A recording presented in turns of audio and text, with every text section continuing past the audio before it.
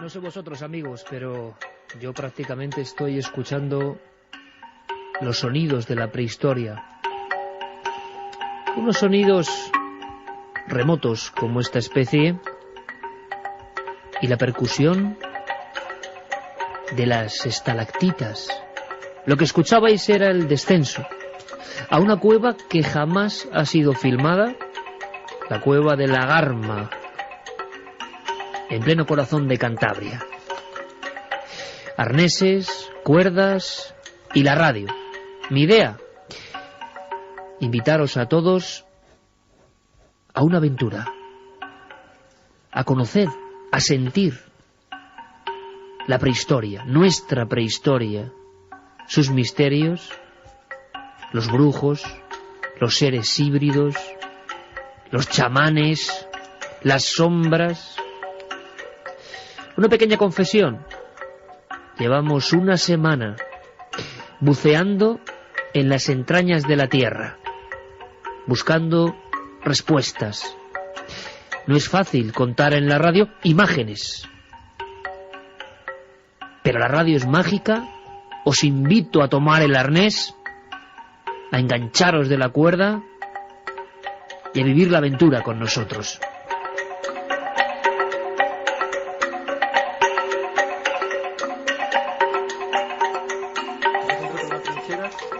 Como son paredes que son bastante blandas, hay que procurar no apoyarse en las paredes, ¿eh? Hay que intentar ir andando sin hacer mucho porque se pueden desprender los bloques y es un desastre.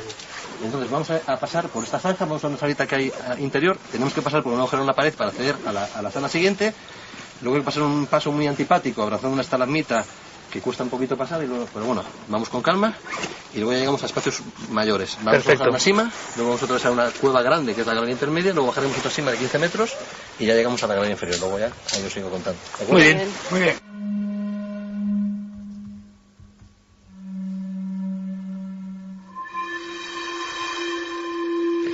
La misión,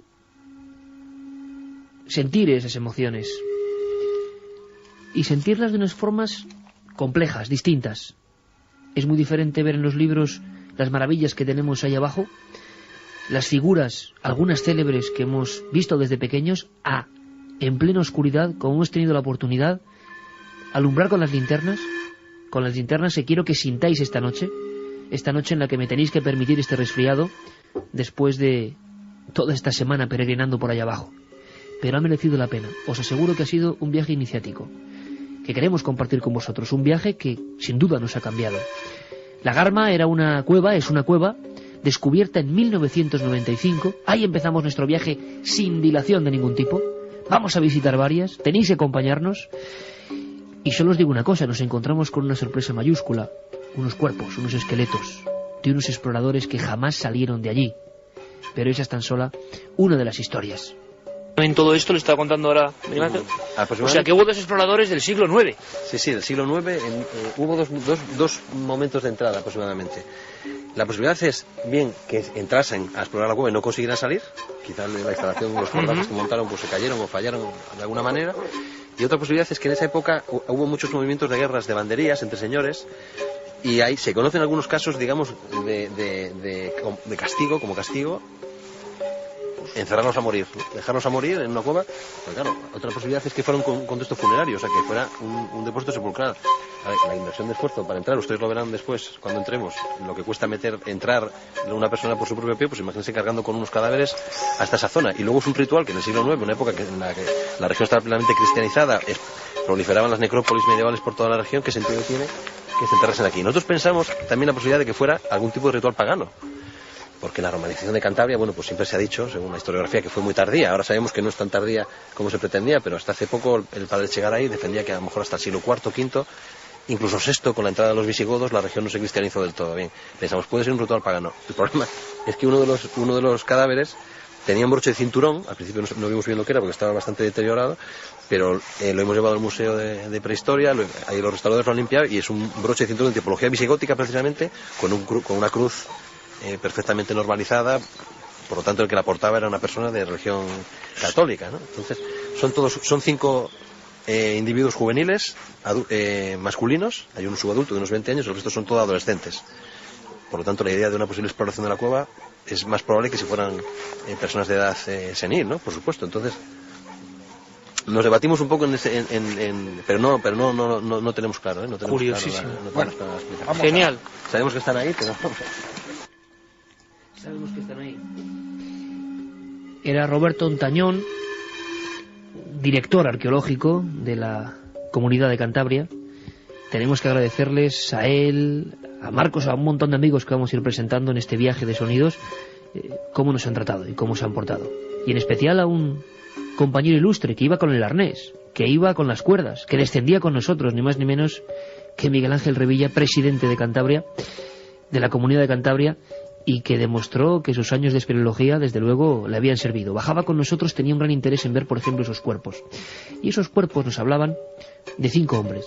Fijaos en la historia, por favor, y decidme, amigos de Milenio 3, si no es para que un Dan Brown, un novelista, coja y haga un gran bestseller. En una cueva de Cantabria, descubierta hace nada, hubo en el siglo IX, entre el siglo VIII finales y el siglo IX, 5 hombres. Se metieron con leña, se metieron para hacer unas hogueras. ¿Qué buscaban? ¿Qué buscaba aquella gente remota, buceando en los espacios pintados de otra gente mucho más remota? ¿Qué perseguían? Uno de ellos tenía un cinturón con la cruz visigótica, lo único prácticamente que queda de él. Os doy más datos y me gustaría que esta noche abrimos líneas porque estamos muy intrigados, porque bueno, tenemos barro en las botas todavía. Acabamos de llegar y queremos vuestra opinión de qué pudo pasar. Es que tenemos el mapa de una especie de crimen o de ritual y desde luego no sabemos qué pudo ocurrir. Os cuento. Estos 5 hombres en cierto momento fenecen. Están sus esqueletos. Algunos en posición de prácticamente oración o posición fetal. Otro tiene estalactitas alrededor. Es como una película de detectives a muchos metros bajo tierra. No pudieron salir. Fueron encerrados allí, buscaban un tesoro. Pero os cuento una cosa más. Cuando nos acercamos a los cuerpos, Marco, Roberto, la gente que tan gran labor ha hecho durante años en estas cuevas que se han nombrado Patrimonio de la Humanidad, nos cuentan, caramba, que hay algo mucho más extraño. Algo que incluso nos califican de vampirismo en la antigüedad o de malditismo. Los 5 cuerpos, y algunos están en auténticos abismos, en auténticas simas, en un lugar sin luz, en perenne oscuridad desde hace 15.000 años. Esos cuerpos de los exploradores tienen una marca. La marca de la violencia.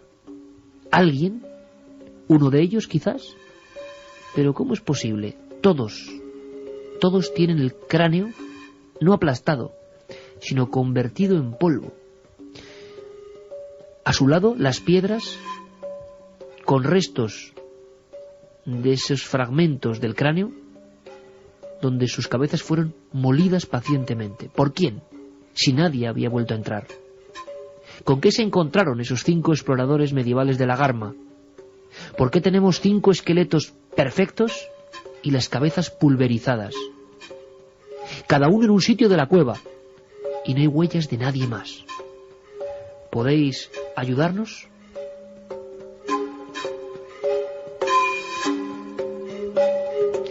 Estamos aquí, recién llegados de la investigación, en Radio Santander, con nuestro amigo Álvaro Herrero, comandante hoy de la nave, y por supuesto en Madrid con todos los compañeros. Carlos Largo, Fermín Agustí, Santiago Camacho y el equipo habitual, alineación de gala que luego irá sumándose, en diferentes puntos de España también. Carmen, buenas noches. Buenas madrugadas, Iker. Todavía, menos mal que tú no estabas resfriado antes del viaje, pero con voz de cueva también. La mía es la voz del chamán ya, pero creo que la gente me lo va a perdonar. ¿Qué historias nos hemos encontrado a cada paso? Agradecemos, lo repito porque creo que es un lujo al gobierno de Cantabria, permitirnos meter las cámaras y los micrófonos en lugares que nunca se han hecho públicos, tan solo en el mundo de lo científico, pero jamás hemos visto cosas que casi nadie ha visto en estos días. Pero esos esqueletos es una de las primeras imágenes que podemos contar en el teatro del aire que es la radio, ¿no? La verdad es que durante estos días hemos vivido muchas aventuras y en esta cueva de la Garma donde nos adentrábamos, pues era una de ellas, sobre todo por lo inaccesible del lugar. Teníamos que ir, como en los cortes escuchaban los oyentes, con esos arneses, con unas cuerdas que nos deslizaban 17 metros hacia abajo para llegar precisamente a esos cuerpos. 17 metros que se te hacían eternos, porque era adentrarse en la oscuridad. Y luego veías que eran todo rocas, que eran todo estalactitas y estalagmitas, que ibas resbalándote allá por donde caminabas, y al final, en una especie de explanada que había, era donde se encontraba sobre todo uno de los cuerpos, el que mejor se veía, completamente extendido, yacía con la boca hacia arriba, y justo lo que decía sí que era alrededor de él había estalactitas, había estalagmitas que habían sido cortadas colocadas, o puestas allí por algo. Bueno, se cree que fueron colocadas en un principio, y es una de las hipótesis, porque ese cuerpo fue tapado con una especie de tela o de sudario, y para sujetar esa tela se dice que pusieron esos trozos de estalactita para que no se quitara, para que los animales, si es que los había en esas cuevas, los pequeños roedores, pues no dieran buena cuenta de ese cuerpo. Pero 5 cuerpos. Alguien quien los machacó, no sé si quien los mató, pero quien los persiguió hasta destrozar sus huesos, su cráneo, algo nunca visto en la arqueología mundial en una cueva, no dejó huella y fue machacándolos uno a uno en estancias muy diferentes, en zonas muy diferentes de la cueva. ¿Quién era el guardián de la cueva? Es que esto, repito, lo coge Dan Brown. Ese cinturón en el Museo de Prehistoria de Santander. Eran del siglo IX, eran visigodos. ¿Qué buscaban? Miguel Ángel Revilla, que es un hombre muy intuitivo, nos dijo de repente, oye, entraron de casualidad, decían los arqueólogos, y él dice, bueno, aquí hay una hoguera. Miramos a la derecha y había restos de una hoguera del siglo IX. Parecía haber sido apagada ayer mismo.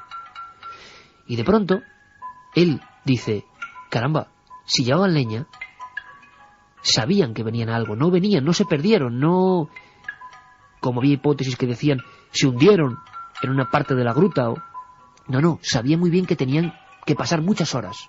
¿Por qué? ¿Hay algo en esa cueva de la Garma? Y la verdad es que fuimos uno a uno buscando esos cuerpos en la llamada zona o foso 5. Y era algo impresionante, de verdad. Yo nunca he visto nada parecido. Los huesos perfectamente conservados por ese vapor, vamos a llamarlo así, desde mi ignorancia, claro.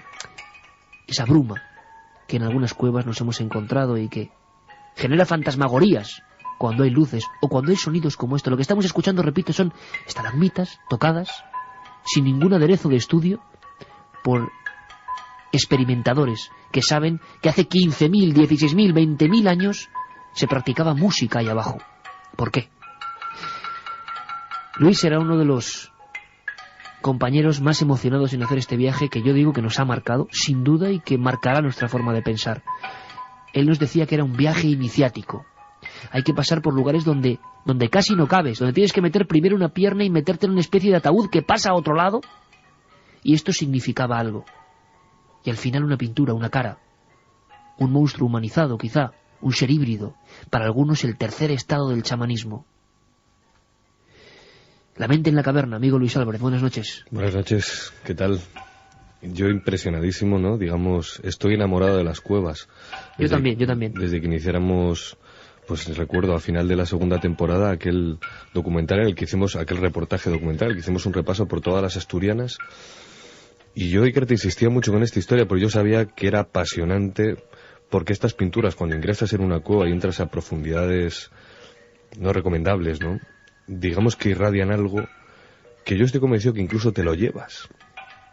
Por eso cuando entras ahí, entras, digamos, con la confianza de que vas acompañado por gente que sabe entrar y sabe salir, pero también con la certeza, Iker, de que te llevas algo a tu casa que muy probablemente nadie se lleva, porque hemos estado en lugares donde no se puede entrar. Hay sitios, bueno, digamos, por ejemplo, las cuevas del complejo Monte Castillo, es una de las más importantes. Monte Sagrado, que ahora vamos a visitar.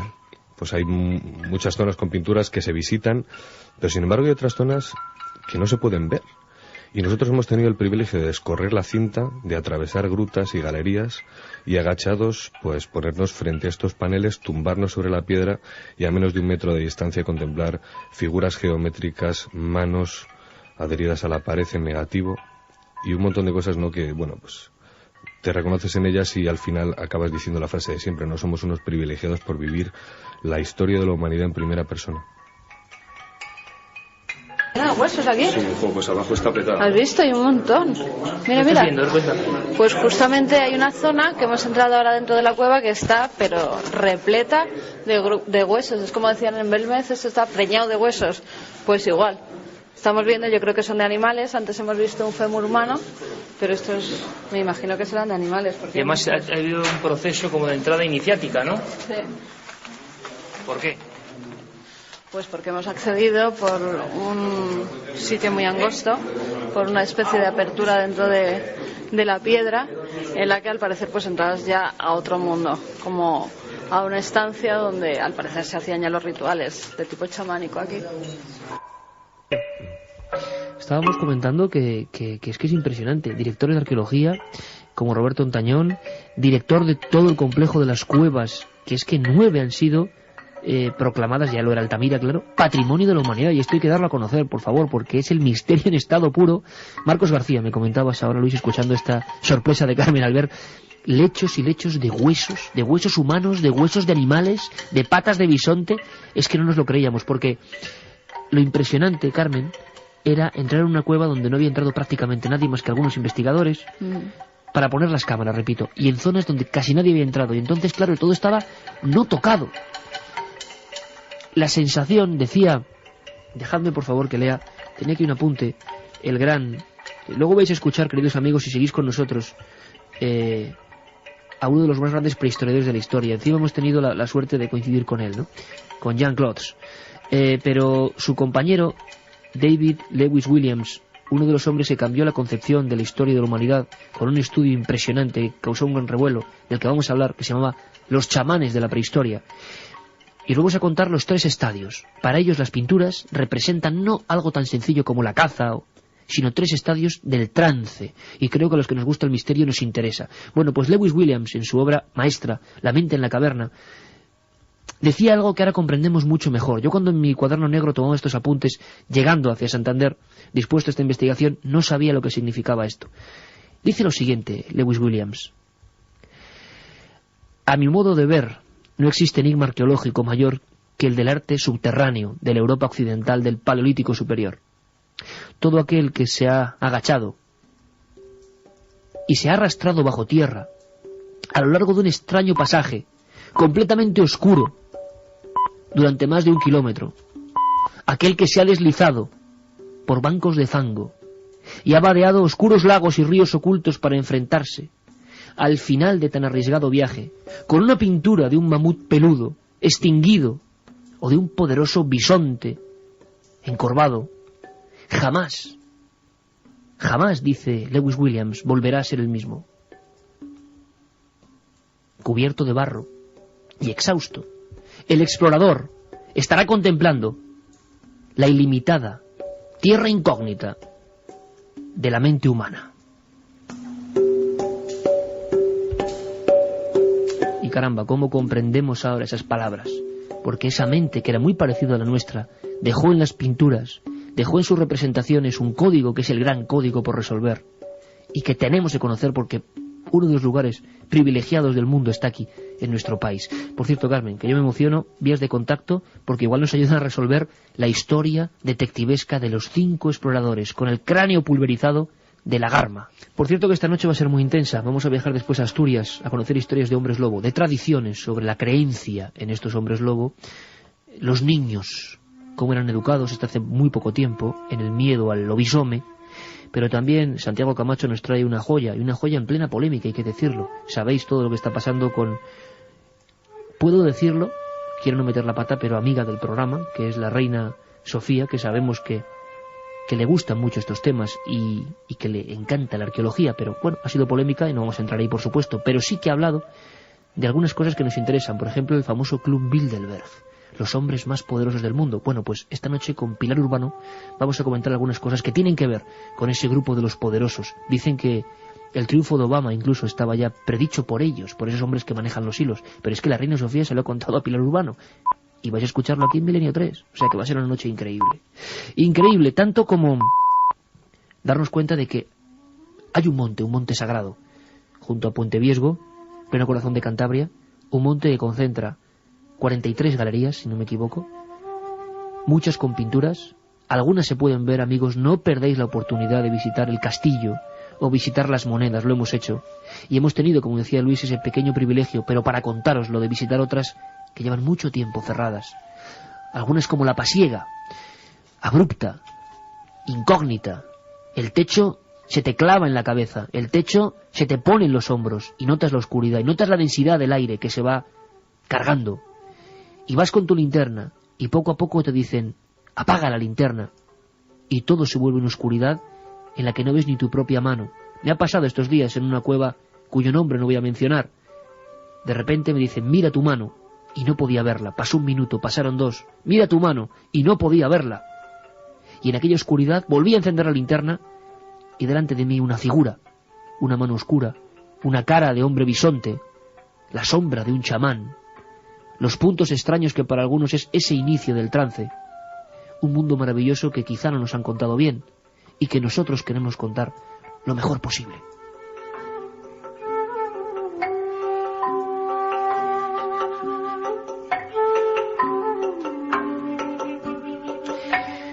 Porque al hombre le sorprende la fuerza del mundo prehistórico.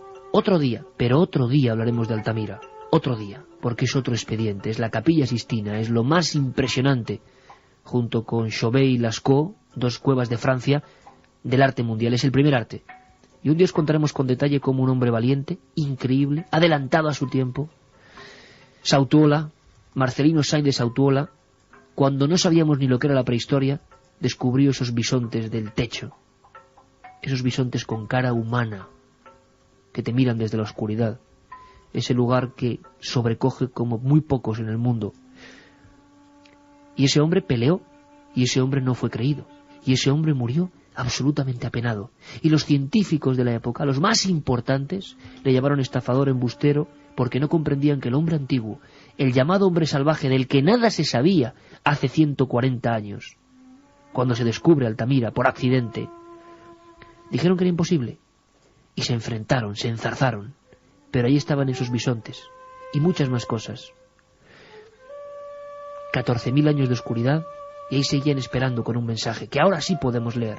Los mismos científicos que machacaron, insultaron, llamaron farsantes a Sautuola, los mismos exactamente, luego dijeron que era la mayor maravilla, el primer arte. Y la gran pregunta es, ¿cuándo el hombre salvaje, entre comillas, de pronto le ocurre algo quizá en las brumas de la cueva y empieza primero, pensad en el proceso, amigos, a plasmar la realidad en una pared, a coger arcilla con los dedos y a plasmar una imagen que no es él y a tomar conciencia de ella en una pared?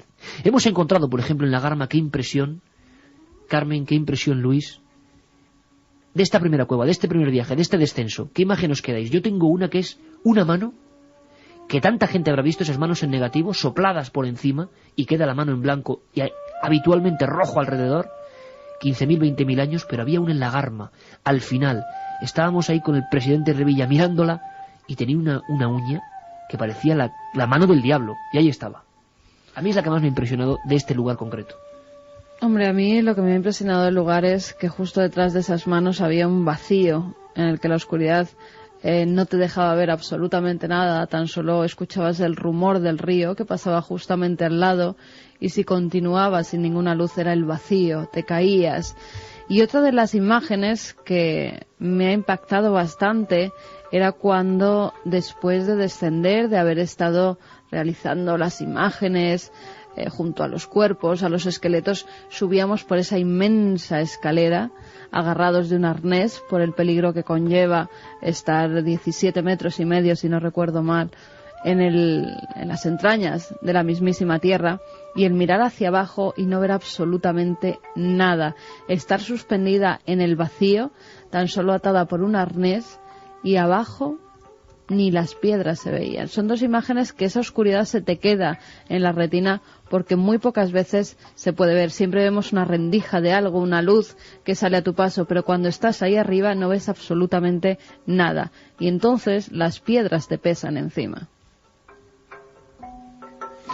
A mí me gustó mucho, porque recuerdo que íbamos agachados tú y yo, y justo en ese final de la garma, dije, espera un momento, Iker.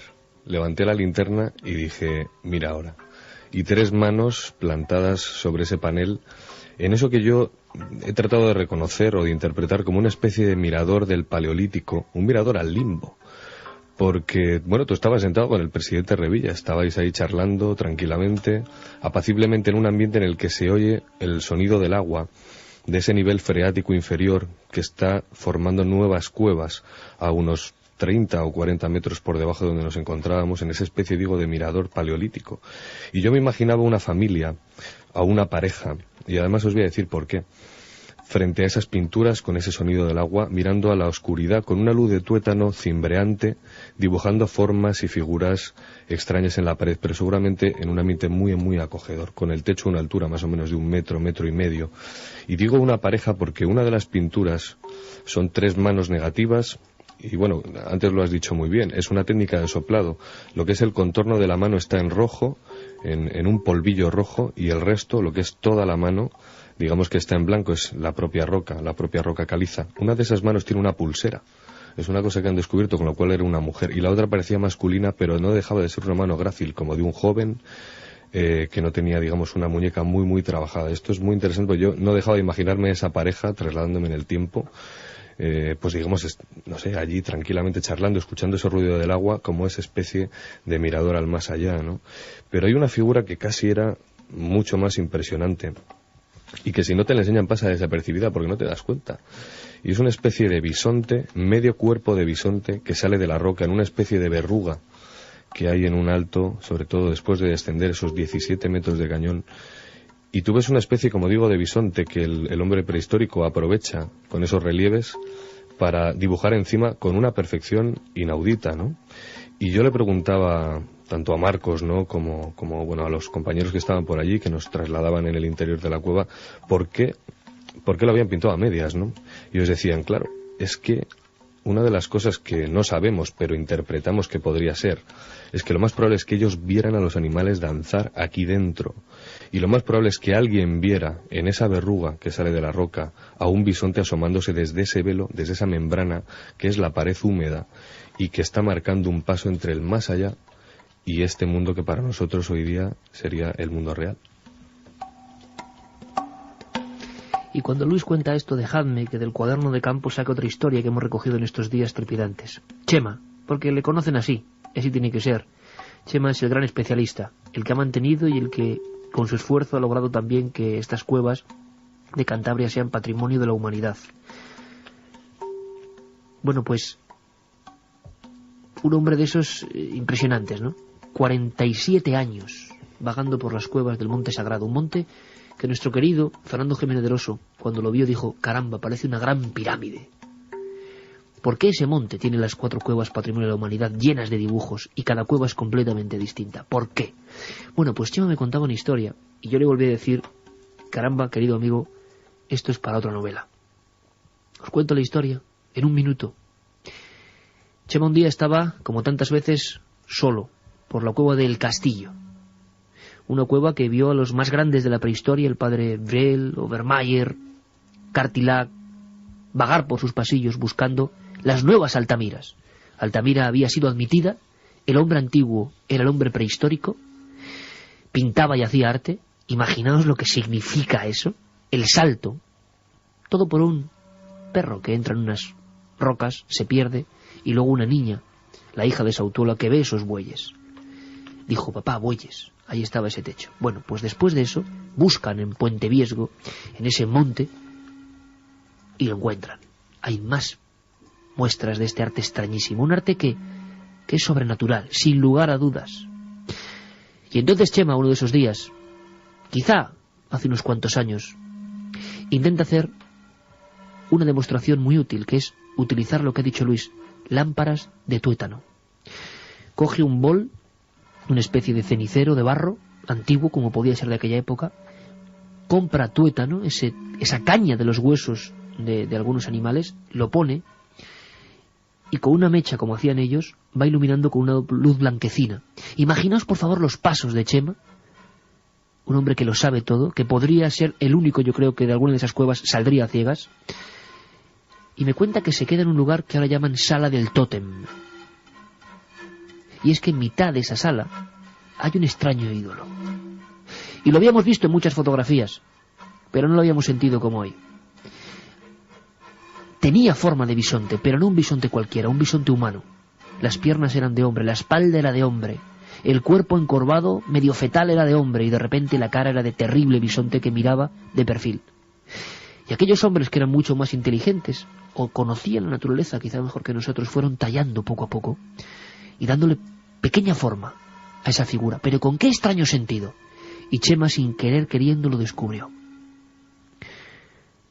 Una gran sala, impresionantes estalactitas y estalagmitas, una especie de gran panteón de la antigüedad, y él solo alumbrado con esa luz fantasmagórica. Y de repente se da cuenta que detrás del ídolo, detrás de ese penacho de piedra con forma de bisonte, ocurre algo.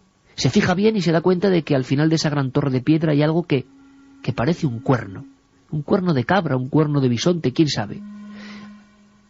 Pone la lámpara delante, a cierta distancia solo de esa figura de piedra, y se da cuenta de que por detrás, como si fuera una pantalla de cine de hace 15.000 años, aparece una inmensa sombra, como si fuera el brujo, el chamán, el demonio. Es una sombra que hoy hemos vuelto a recrear, con nuestras linternas.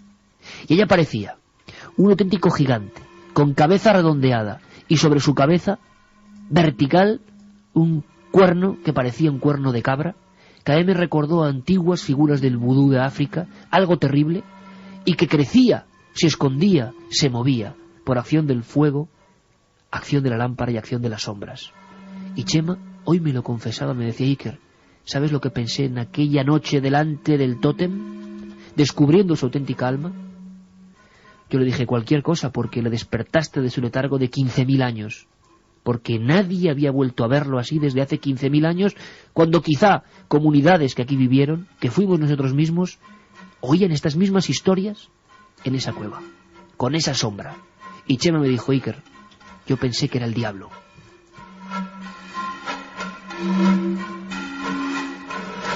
Parece mentira, Carmen, pero no todos los descubrimientos son antiguos. La Garma, si no me equivoco, se descubre en el año 95. En 1995 Increíble. Es cuando se descubre, además porque estaban haciendo excavaciones un equipo de la Universidad de Cantabria, entre ellos estaba Roberto Ontañón, al que has hecho antes referencia, y es cuando empiezan a descubrirlas y cuando empiezan a investigar sobre ellas y a bajar, y cuando se encuentran los cuerpos y cuando se encuentran incluso una máscara como las que hay en Altamira, como las que hay al fondo en la Cola de Caballo. Una máscara que se dibuja tan solo con un ojo y con una especie de línea, siguiendo el trazado de una de las piedras que sobresalen. También nos la enseñaron en la Garma y también es muy impactante. Pero fíjate, Iker, hay otra cosa que a mí me ha llamado mucho la atención y ha sido hoy mismo en La Pasiega. En esa cueva que tiene 5 galerías, está ya justo donde el monte sagrado.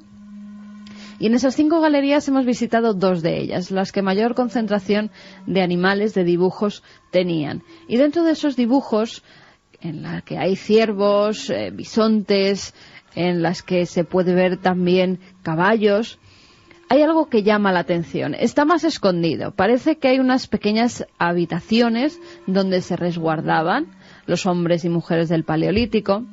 Y un poco más abierto hay una especie de lenguaje. Marcos García, cuando os habéis salido, mientras yo grababa una de las entradillas, me decía: mira, Carmen, ven a ver una cosa que a mí es lo que más me impacta, porque no hay nada igual en toda Europa. En ninguna otra cueva se ha descubierto esto. Es una especie de líneas, no sabemos si números, como una especie de 11, 2 líneas, un 0, un 8, otra línea de separación, otro 8, otras 2 líneas, siguen claramente un patrón, totalmente. ¿Pero qué querían decir? Porque luego le siguen como dos garras pequeñitas que se diferencian completamente de las manos, tanto de las positivas como de las negativas, como si fueran garras pequeñas y animalescas.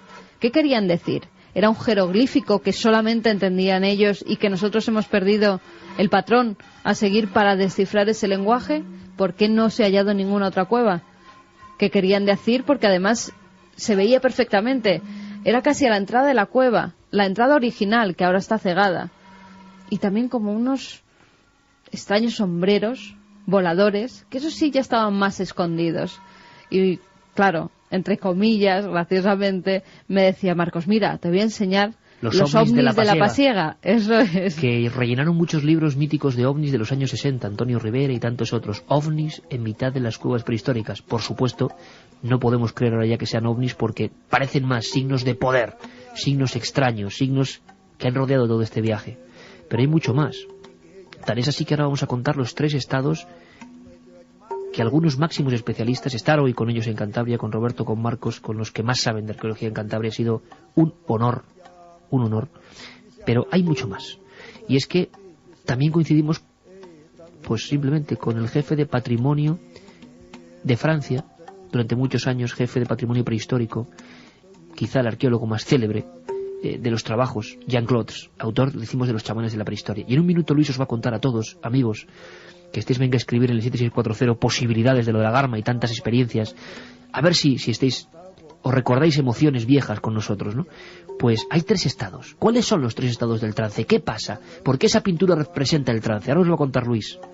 Pero antes, momentos de emoción, momentos como esta entrada en otra de esas cuevas que hemos recorrido. Han sido muchas. Y en cada una de ellas un mundo nuevo, de mensajes extraños, que sin duda para nosotros y para muchos tienen que ver con esa creencia irracional o racional del hombre en un más allá. Así entrábamos en la cueva de las monedas. ¡Vamos! Bueno, ahora en plena noche estamos entrando, que esto es un privilegio, en las monedas, la cueva de las monedas, en compañía además del gran prehistoriador, uno de los más importantes del mundo, Jean Clods. Mirad, por aquí, chicos. Una impresión tremenda en mitad de la oscuridad, la humedad y la noche en este lugar sagrado para muchos, con una densidad impresionante de cuevas prehistóricas, posiblemente la mayor densidad del mundo. Fijaos que entrada, ¿eh? Joder, vaya entrada en esta, bonita, ¿eh? La cueva es muy bonita de fotografías y es muy bonita. Joder, y visitarlas de noche tiene su aquel, ¿verdad? Sí. Joder, esto me parece una maravilla. La gran sala de entrada a las monedas, donde tantos prehistoriadores míticos estuvieron aquí haciendo sus cálculos en la época naciente de la prehistoria. Y aquí estamos nosotros ahora, en mitad de la noche, una gran impresión esta entrada, ¿verdad? Con el agua acumulada y en plena noche aquí en las monedas. Pues la verdad es que sí, es una entrada espectacular porque estamos viendo todas las estalactitas, las estalagmitas que se unen en algunos puntos y es maravillosa la entrada de esta cueva. No hemos visto todavía las pinturas rupestres, pero al parecer aquí hay más e incluso figuras que representan a extraños seres. El programa que están ustedes escuchando es la repetición de uno ya emitido. Toda esta banda sonora, El canto de las piedras, experimentos efectuados para recrear estados alterados de conciencia que se podían producir ahí. Luis, brevemente, porque quiero que todo el mundo, vamos a seguir en la segunda hora con algunos minutos de esta investigación que creo que merece muchísimo la pena. Ojalá en alguna gente despertemos amor por la prehistoria, ¿no? Y por esto, este arte, que es el primer arte, y mucho más que arte, porque es pura magia. 3 estados del trance que plantea este estudioso Jean Clods, 3 estados de visiones que se reflejan en las paredes. ¿Cuáles son? Bueno, es que habría que explicar, Iker, que la ciencia ha dado un vuelco en este sentido en los últimos años. Es Mircea Eliade en los años 50 el que empieza a hablar de chamanismo, pero por aquel entonces las teorías de Braille eran las que tenían más fuerza y todos lo estudiamos en los cuadernos en el colegio. Estamos hablando de que cuando veíamos una pintura rupestre nos decían que era magia simpática. Yo pinto en la pared para que cuando salga fuera me encuentre el bisonte que pinté. Digamos que si yo pinto, aprendo con H intercalada la presa que está fuera. Después la teoría del Eguagugano, el Roy Gurhan, hablaba más bien de lugares de iniciación y aportaba, digamos, una dimensión aún mayor a toda esta teoría. Y es cierta, las dos son ciertas probablemente, y la tercera, la más revolucionaria, que es bastante reciente, parte de Jean-Claude, que como decías ha sido una absoluta casualidad encontrarlo en Puente Viesgo, en el mismo hotel además. ¿Tú crees en la casualidad? No creo absolutamente para nada, porque además veníamos precisamente guiados por ese libro y justo nos lo encontramos allí, ¿no? Y es que es tremendo venir a hacer un reportaje sobre los chamanes de la prehistoria, encontrarnos en el mismo lugar con Jean-Claude, pero esto como es difícil de creer, bueno, sigue porque es difícil de creer. Es un libro que efectuó además con un compañero, David Lewis Williams, que hace unos 15 años, una cosa, y se conocían en congresos y veían que tenían ciertas afinidades a la hora de interpretar ese encorsetado mundo de los arqueólogos que en ocasiones, lanzándose los trastos a la cabeza, hacen que la ciencia no avance. Y en este caso ellos se pusieron el mundo por montera y Lewis Williams, digamos, con una formación en neurología impresionante, empezó a darse cuenta desde sus estudios en Johannesburgo y así como en algunas tribus que pudo investigar en África, los bosquimanos, que es muy probable que todas esas figuras, esos puntos que están reflejados en las cuevas y que no tienen ningún sentido, que para nosotros, digamos, no son importantes cuando la gente en una cueva quiere ver un bisonte, pero cuando ve una parrilla, o lo que ellos llaman los científicos ideomorfos, o cuando ven puntos, les parecen como, digamos, desechos, pero son muy interesantes, porque toda esta teoría arranca diciendo que digamos que es como una especie de tebeo. Entonces un tebeo para que cuando alguien entre en la cueva y va a ser iniciado, tenga, digamos, un mapa de lo que va a ver y lo que va a suceder. No olvidemos, decíamos antes, que es muy probable que la gente que entraba en las cuevas con esas luces, esos sonidos y esa mente todavía no demasiado racionalizada por la ilustración y todo el desarrollo y el bombardeo, ojo, que tenemos a día de hoy constantemente, pues veía cosas que nosotros no somos capaces de ver. Y esa especie de tebeo formado, pues, imaginemos, por ejemplo, una especie de rectángulo rayado con formas... Fase 1. Esa sería la fase 1. Puntos y formas geométricas que se van cada vez configurando más hacia la fase 2, que todos dibujamos alguna vez en los cuadernos. Es una cosa curiosísima, como si fuera una especie de pentagrama.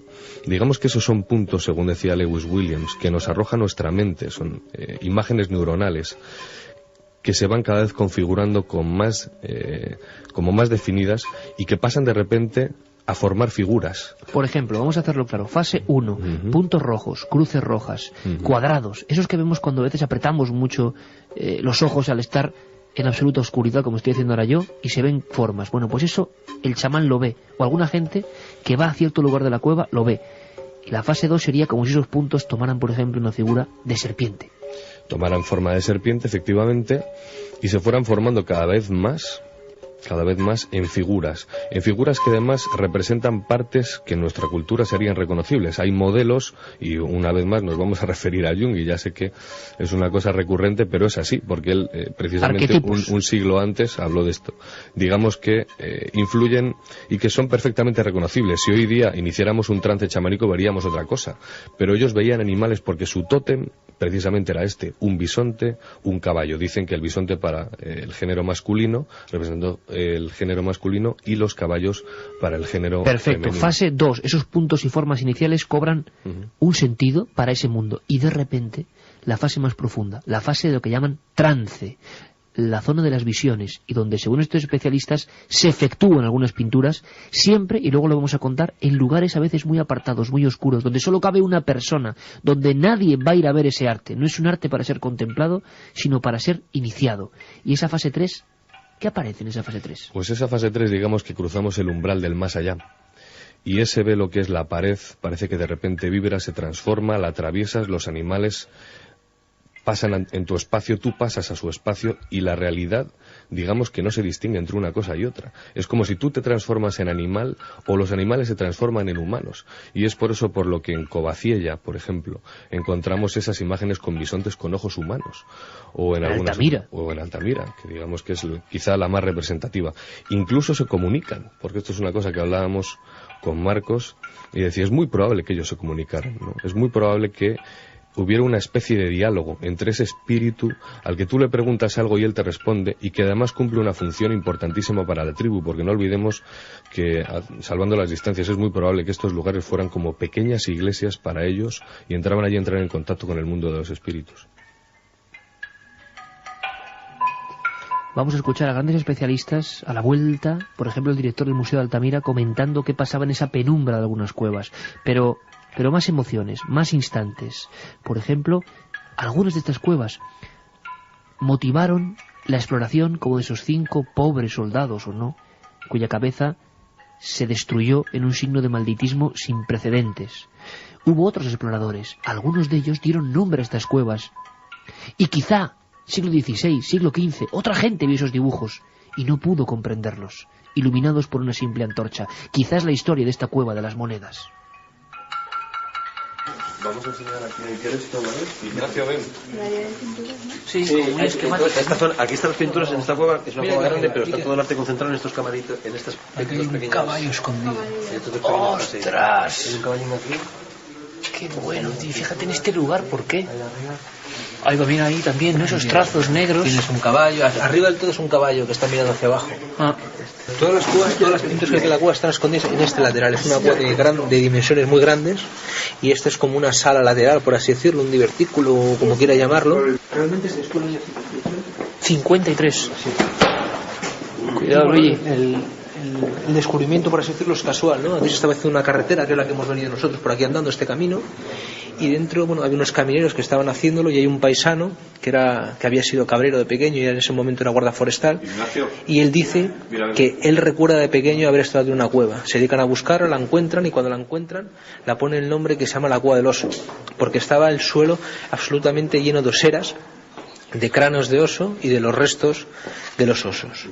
Lo que pasa es que ya existía también en el Monte Castillo una cueva. Deciden cambiarlo, le ponen la cueva a las monedas, porque hay una persona que se da cuenta que el suelo hay una serie de marcas claveteadas de una bota, y deciden seguirlas. Y realmente pues van desde la entrada hasta un pozo que tiene 16 metros, que está en la mitad del recorrido de la cueva. Bajan ese pozo y lo que encuentran son unas monedas del siglo XVI.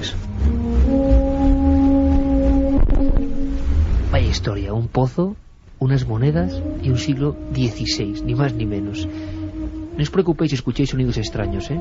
Son sonidos hechos con instrumentos de hueso, de marfil, que se hacían ondear y que sonaban así.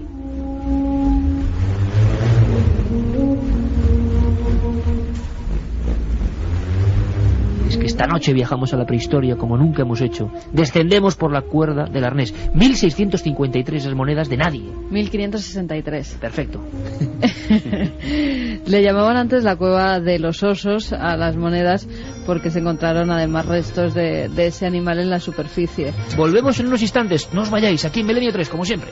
Milenio 3. Sí, como un esquemático. Esta zona, aquí están las pinturas en esta cueva, es una cueva grande, pero está todo el arte concentrado en estos camaritos, en estas pequeñas. Caballo escondido.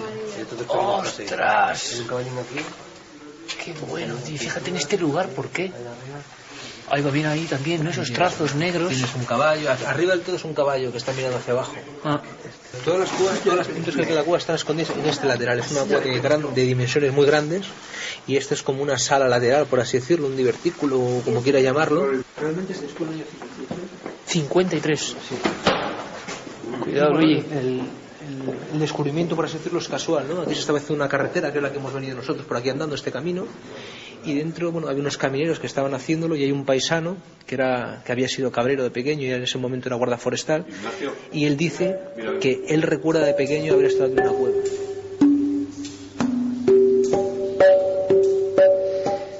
Y vamos a terminar nuestro recorrido por estas cuevas maravillosas, y dejamos además para que veáis, porque es difícil imaginar todo esto por la radio, para que veáis nuestro viaje a algunas de estas cuevas, acompañados además del presidente de la Comunidad de Cantabria, Miguel Ángel Revilla, y tantos buenos amigos, con escenas que es difícil poder olvidar. Eso sí, una pequeña guinda. Como decía Luis, y aquí va el documento para que todo el mundo lo crea, el hombre que ideó esas 3 fases del chamanismo, que fijaos el campo que se abre, ¿eh? Las pinturas prehistóricas representan conexión con los brujos, y las paredes ejercían un umbral entre este mundo y ese más allá, que cobraba forma en las piedras y se aparecía. He escuchado a muchos grandes científicos y arqueólogos estos días hablar de que la piedra respondía, de que la piedra mostraba algo que ellos veían perfectamente y que era real, que estaba ahí, que se comunicaba de alguna forma con ellos y por eso pintaban en ciertos lugares. Tuvimos la oportunidad de hablar con ese hombre, con Jean Clots, prehistoriador fundamental para que, por ejemplo, se haya concedido este galardón de Patrimonio de la Humanidad a las Cuevas Cántabras. Él hizo o apoyó ese informe, esa candidatura, y nos hablaba así de esa tercera fase que nos ha descrito perfectamente Luis Álvarez, esa fase del chamán, del brujo híbrido, quizá el mismo que vimos en Las Sombras, quizá el mismo que está en algunos dibujos, en Cantabria y en Francia. Parecen seres extraños, seres de otro mundo, seres con piel de animal, pero con brazos y piernas humanas que danzan extrañamente. ¿Quiénes son y cuál es su mensaje? ¿Y por qué se grabó antes que ningún otro arte y seguramente antes que el propio lenguaje? Jean Clots, entrevistado en plena caverna, nos contaba esto. No sabemos si estos dibujos de humanos animalizados o el contrario son retratos de chamanes. Eso no lo sabemos. Hay unos colegas que lo han dicho. Yo no sé, porque es posible que sea hecho, pero es posible que sean seres sobrenaturales. Que los chamanes han visto dentro del trance o que pertenecen a sus mitos. Nosotros lo tenemos también, en el cristianismo. El diablo tiene una cola, etcétera, y cuernos. Es un humano animalizado. Carmen, que hizo un trabajo de verdad increíble, llamado, bueno, no solo el libro, sino incluso especialización sobre el demonio en el arte, no solo los demonios de la Iglesia, sino incluso especialización del demonio en el arte. Tú, la Iglesia y los demonios, tú estás dibujando ahí, justo ahora cuando escuchabas a Clots, a este gran experto que cambió el mundo, ¿no?, de las percepciones, de esas pinturas que hicieron nuestros antepasados, estabas dibujando una figura que me gustaría que contases por qué, porque creo que es una visión que difícilmente se nos va a marchar. Tú, en ese libro, en la Iglesia de los Demonios, fuiste recopilando arte que hablaba del maligno. Ayer en Santillana del Mar estábamos fotografiando un capitel donde había un exorcismo. El demonio presente, el demonio peleando con la virtud y con los santos, el demonio de diferentes características. Y decimos, bueno, se ha idealizado, nadie lo puede creer. Y es curioso que has dibujado eso, porque eso de alguna forma también se aparecía en las cuevas. Sí, lo hemos podido comprobar además esta misma mañana cuando accedíamos a la cueva del castillo. Allí había pues una especie de piedra, parecía una estalagmita, sobresalía del suelo. En ella había como un bisonte que estaba en vertical. El que vio Chema, el que hemos contado que vio Chema con las lampariles, ¿no? Eso es. Y tú viste la sombra, no era ninguna invención. Pero claro, cuando se le aplica una luz es cuando realiza esa sombra. Una sombra en la que se puede ver a un ser negro, gigantesco, con un solo cuerno en medio de la cabeza, y que si además mueves esa luz parece que está danzando macabramente. ¿Quién te recordó? ¿Te recordó alguna representación del demonio posterior, curiosamente? Sí, me recordó una representación de una gárgola que hay en París, una de las más clásicas. No recuerdo ahora el edificio en el que es, pero vamos, demonio en París, ya me acordaré de dónde era, en la que se le ve un poco agazapado y también tiene ese mismo perfil. Las imágenes que hay de esa gárgola suelen ser siempre en la oscuridad, porque lo que interesa es como el fondo y solamente la silueta de este diablo, de este demonio. Me ha recordado mucho a ella y también me recordó mucho a una que vimos hace ya bastantes años, más de 10 años, en Las Pulgas, en París, a uno de esos anticuarios que tenían arte extraño, arte vudú, algunos muñecos llenos de clavos, tenía también todo tipo de rituales mágicos que se hacían, y tenía una figura como un poco así escondida, a lo que no se daba mucha importancia, que era un niño también con un cuerno en medio de la cabeza. Me ha recordado esas dos figuras y realmente me imagino a Chema cuando se quedó solo después de hacer una fotografía en la que ya habían visto esa sombra que le salió al paso y no sabían por qué, y es cuando empezaron a experimentar con esas luces y sombras y es cuando se encontraron con ese demonio del castillo. Ha habido muchas sensaciones y algunas nos las guardamos para matizarlas, para comprobarlas, para revisarlas, por la que estamos en pleno viaje y queríamos mostraros un abanico de sensaciones simplemente y de aprendizajes de estos días. Esas fases del chamanismo, esos dibujos que hemos visto, la seguridad de que hay muchas cuevas por descubrir todavía. El ejemplo es en 1994, una de las más impresionantes del mundo, se descubre en Chauvet, y eso es como un documental de la antigüedad, con panteras, con leones, con rinocerontes, en la caza, con perspectivas nunca vistas. Había algunas frases, ¿no?, para terminar este recorrido. Picasso, cuando se puso debajo del Vicente de Altamira, dijo aquello de: nadie es capaz de pintar de esta forma. Y algunos pintores modernos, algunos de los más importantes del siglo XX, nos contaba el director del Museo de Altamira, uno de ellos, por ejemplo, dijo una frase que a mí me conmueve, absolutamente sobrecogido por las figuras, también de caras humanoides, también de grandes ojos extraños que se forman con la piedra y que te miran y que parece que salen de ella. Uno de ellos dijo una frase tremenda. Eran dos de los grandes pintores y estructuralistas de este país. Se miraron y uno le dijo al otro: mira, aquí está todo. Y es que hay formas de las que hablaremos, seres cuya complejidad, cuya modernidad, cuya perspectiva, cuya profundidad, cuya alma tardó el arte muchísimo tiempo en recuperar, y están hechos hace 15.000 años. Hemos perdido la perspectiva del tiempo. Hablamos, como mucho podemos comprender, un par de generaciones arriba y abajo, 15.000, 20.000 años. Y esa gente dejó un mensaje que todavía sigue ahí.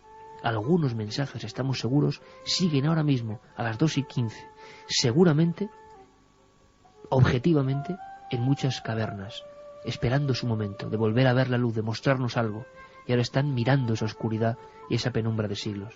Podríamos terminar, aunque este es otro campo que ya abordaremos, con el director de ese icono, de esa maravilla de la humanidad que siempre ha sido, de ese primer arte de Altamira.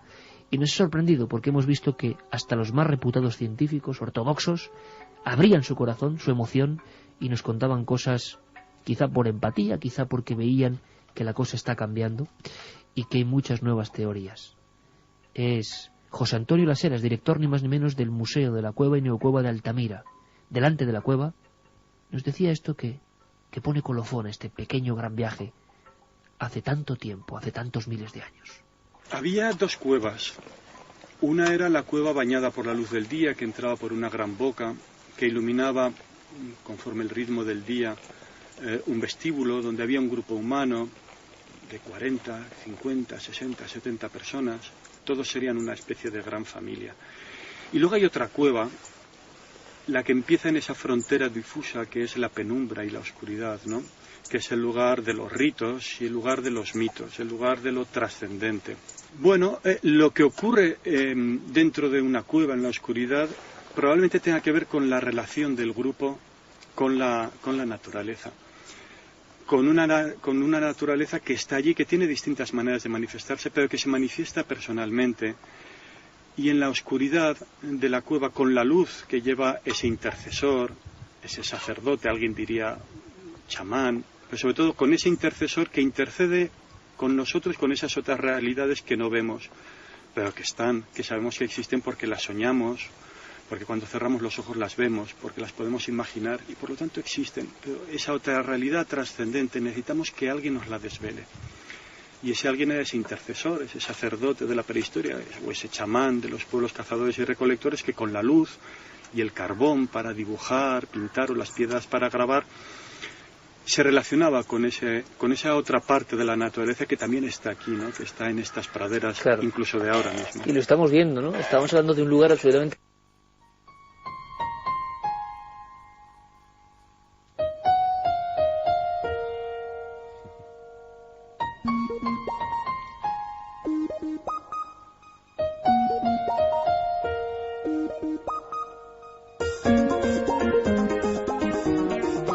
Pues queridos amigos, así de abrupto acaba el documento, ¿y sabéis por qué?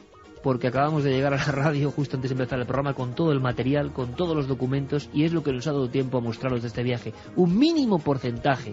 Ahora, Luis Asentía, el director de las cuevas de Altamira, en una jornada inolvidable, hablándonos así, para mí es muy importante.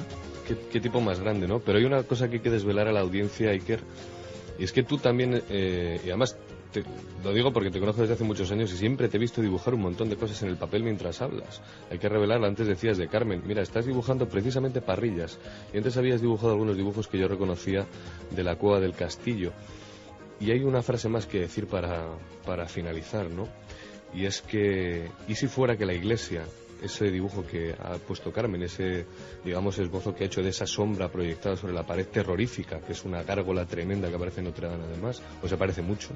Y si fuera que la iglesia, hay que ir con la cristianización, mandó a ese submundo, controlando la fe, controlando la trascendencia, a todas estas sombras, a todos estos seres grotescos, cerrando la puerta para la eternidad. Pero yo creo que es de otra manera, Iker. Creo, como dice Klotz en su otro libro, que esta es la historia más bella del hombre.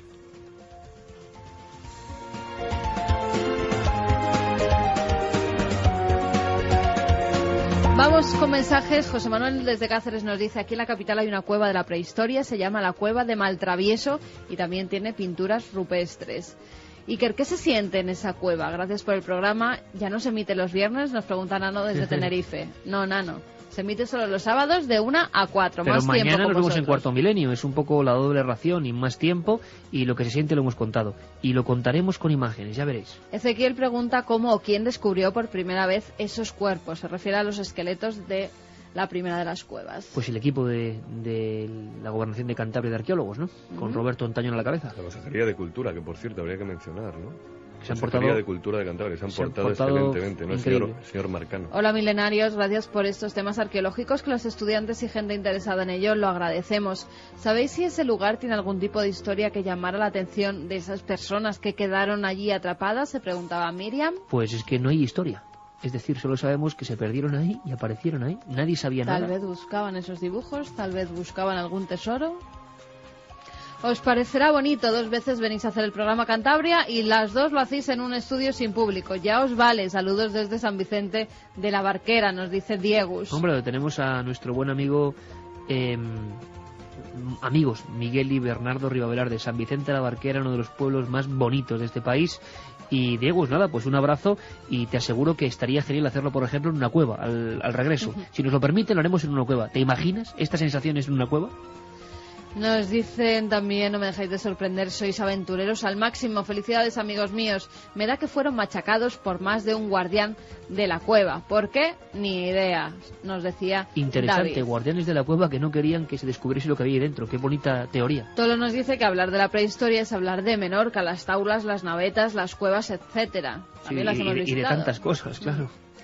Hola a todos, esto apunta a un ritual sagrado entre tribus, ¿no os parece? ¿O qué gente de la misma tribu al fracasar los primeros los sacrificaron? Nos decía Luis Fer desde Madrid. ¿Os Lo que pasa imagináis es que unas no es personas una muy... tribu, Claro, es que son del siglo Claro, son del siglo IX. ¿no? Y alguien me dijo, y se escribe por ahí, y si, imagínate que condena, ¿no? Cogen a 5 por algo y los tiran dentro de la cueva. También. Y cierran la entrada. O que se cayeron y no pudieron salir porque recordéis que había una caída de 17 metros, nada menos. Sí, pero entonces, ¿por qué las posiciones? Claro. Que por qué le rompen los cráneos. Yo pensé, fíjate, lo primero que me vino a la mente es que es muy probable que era una manera... Imaginaos una calavera que te está mirando desde la oscuridad. Para exorcizar ese lugar, para exorcizar de esos espíritus, revientan el cráneo, que digamos que es donde está el alma, ¿no? Al final. Pero la pregunta es quién entra ahí, si la cavidad estaba tapada. Bueno, entraba muchísima gente, ¿eh? Se cree que podía entrar mucha gente por esos restos, digamos, de carboncillos que andaban de las teas dando vueltas por todas ¿Y partes. si lo han ¿no? hecho posteriormente y han machacado esos huesos en siglos posteriores? Sí, es como más se ha escrito un probable. crimen. Se ha utilizado Tenemos un ritual, los bueno, detalles, miles de pero no sabemos hipótesis. Qué envidia sana me dais al poder acceder a tantos sitios a los que vais. Menos mal que al menos lo vivimos a través de vuestras palabras, nos decía Es Pilar. nuestra misión. Jesús y Ana, que nos escriben desde Londres. Dice que gracias por hacerles compañía en estas duras tierras y que en septiembre estuvieron de vacaciones en Malta, que sí hemos visitado las ruinas megalíticas de la isla de Malta, que ellos visitaron el hipogeo de Tarsien, que es patrimonio de la humanidad, mucho menos conocido y más impresionante que Stonehenge, por ejemplo. Pues qué interesante saberlo. Tomamos muy buena nota. Eso es, nos decía que estaba excavado en la roca, bajo tierra, y los niveles más antiguos son del año 4500 antes de Cristo. Pues muchas gracias por vuestra información. Bueno, primero saludamos a Santiago Camacho, que estaría por ahí. Santi, buenas noches. Buenas noches, Iker. Oye, Santi, has estado también en las cuevas. ¿Te has sentido dentro de las cuevas o no? Pues desde luego con vuestra voz y esos testimonios sonoros, yo creo que somos muchos miles los que os hemos acompañado en el viaje, siquiera en una mínima parte. Oye, Santi, maestro, de verdad, porque ya las últimas... Estás ya en el limbo vamos, no sé ni cómo definirlo, ¿no? De la maestría periodística, porque yo decía, vamos a ver, ¿será posible que dentro de esta polémica haya más datos? Y por supuesto, lanzamos nuestro aprecio a la reina, por supuesto, claro que sí, que quede clarísimo, porque además sabemos que le gustan desde siempre estos temas, que estuvo interesada en Nazca, que tiene una piedra de Ica, que sabe mucho del tema ovni y de la arqueología, pero caramba, no sé, nos parece que esto es muy fuerte. Club Bilderberg, ¿no?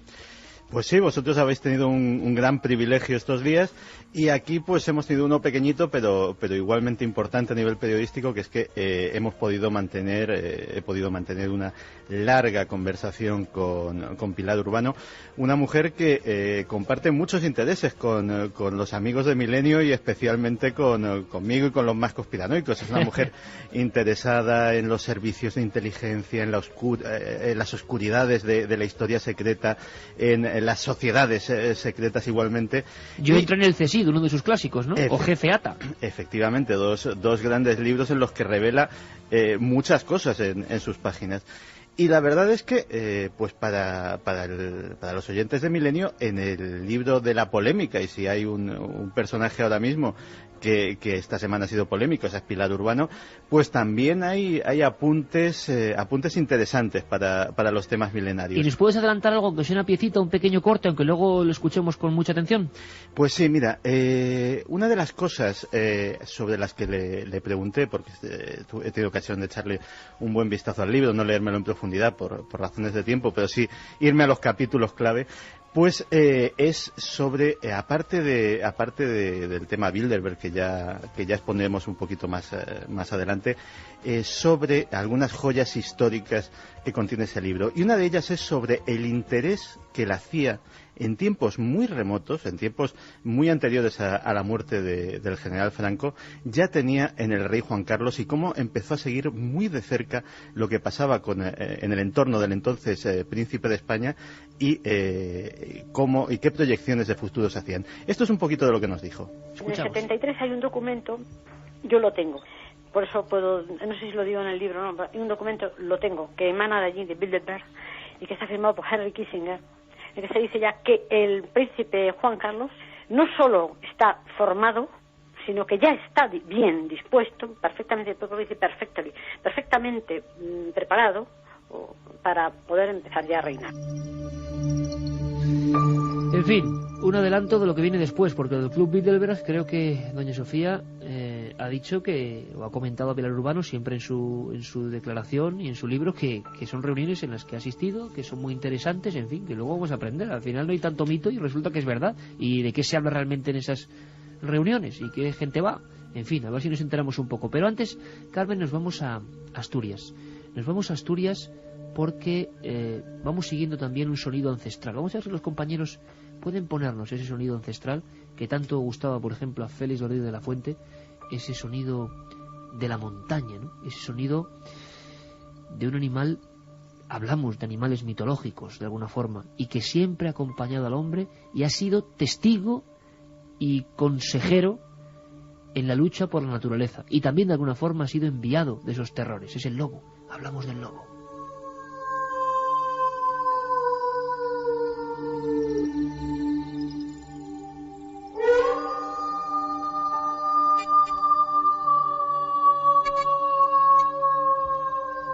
Marchamos hacia el corazón de Asturias, marchamos, si no me equivoco y no me fallan los datos, a Gijón. Juan G. Vallejo, corrígeme, compañero, buenas noches. Buenas noches, Iker, ¿cómo estás? ¿Estáis en Ser Gijón?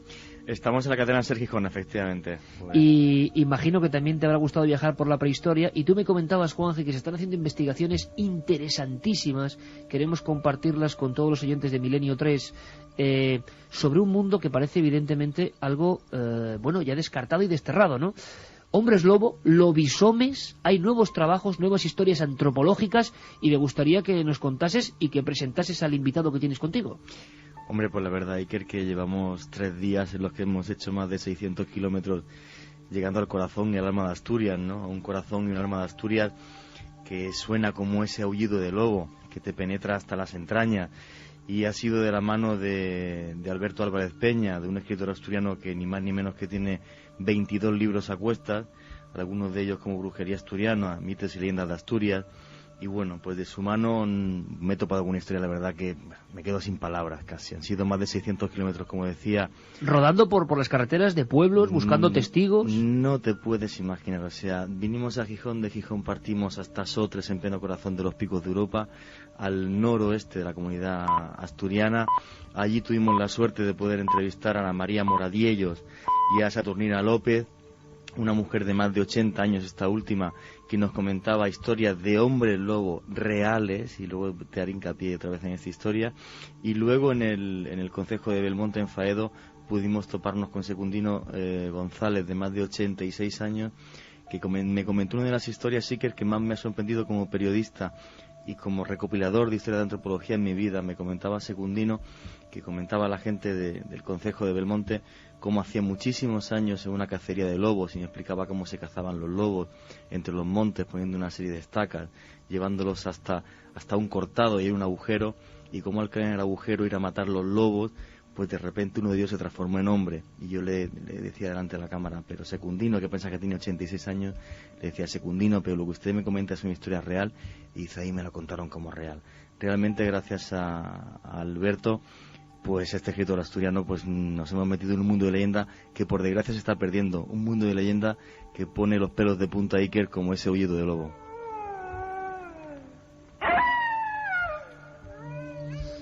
Y tanto que pone los pelos de punta cuando se cuenta con esa franqueza, ¿no?, que todavía tienen las voces del pueblo, y que en el fondo, fijaos la casualidad, porque no conocíamos este caso, porque nuestro compañero Juan, que está en plena investigación, que tiene que ver con lo que llevamos hablando una hora, ¿no?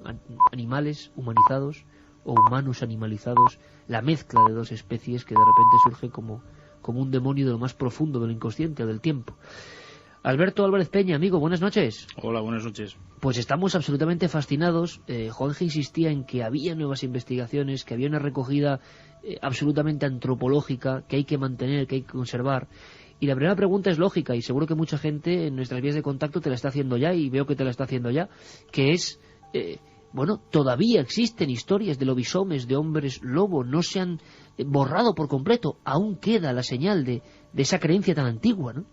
Bueno, pues sí, aquí no lo llamamos lobisome, lo llamamos omeyobu o omechobu. Omeyobu, ajá. Sí, y bueno, el primer sorprendido fui yo. La primera historia que encontré fue de Secundino, en Faedo de Belmonte, como bien comentó Juanje, y bueno, a partir de ahí empecé a preguntar por ello, porque las únicas referencias que teníamos eran de los años 20, Aurelio de Llano recogía la historia en Tormaleo, muy difusa. Tormaleo es de Ibias, queda casi rayando con Galicia, y precisamente, bueno, pues algunos grupos de Galicia lo consideraban, bueno, pues una contaminación cultural. Claro, las cosas no existen hasta que son nombradas. Empezamos a encontrar en Belmonte, al seguir preguntando por ello, encontramos una gran densidad de historias de Omeyobu, precisamente, o de Omeschobu, como se dice ahí en la zona, en Cangas de Narcea. Muy densa, se extendía también por Degaña, Quirós, Riosa. Quirós, Riosa son casi centro de Asturias, y lo más oriental que encontramos pues fue precisamente Sotres, que queda en Cabrales, y bueno, el Picurriello, el conocido por los escaladores como Naranjo de Bulnes, pues está allí, o sea, la zona más oriental que encontramos de Asturias con este tipo de historias. Casi todas ellas se deben a una maldición que les echa el padre o la madre a los hijos, y siempre el número 7 está presente, ¿no? Muchas veces es por romper un tabú cristiano, como por ejemplo es comer carne en Cuaresma. La madre o el padre le dicen: permita a Dios te vuelvas lobo durante 7 años y te hartes de carne, y al momento ocurre esta maldición. Precisamente la que comentaba nuestro compañero, pues el chaval que le habían echado la maldición era lobo, pero durante una cacería, al caerse al pozo Llobal, donde los llevan para matar, pues se cumplieron esos 7 años, y cuando fueron a matar al lobo lo que se encontraron fue pues con un hombre, ¿no? Entonces, bueno, el primer sorprendido fui yo al encontrar todo este tipo de historias, y sobre todo con tanta intensidad.